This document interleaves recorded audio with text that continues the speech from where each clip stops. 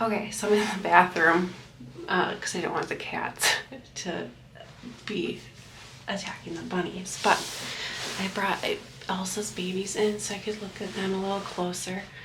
And you guys, they're getting so big already. So this is one of them. One of the blacks. I just can't believe how big they are. And they're starting to open their eyes a little bit. They have like little slits. They're opening their eyes just a little bit. So that's one of the blacks, and then this is a chocolate. This is my little chocolate, and his eyes, or her eyes, I don't know, are actually open quite a bit.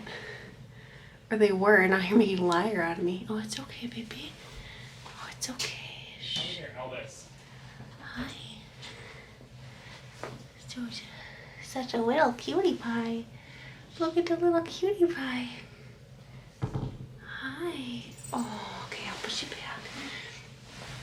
And then, I don't know which black I already grabbed. There's 3 blacks. So here's 2 and 3. So 3 blacks. And then the little chocolate. So, overall,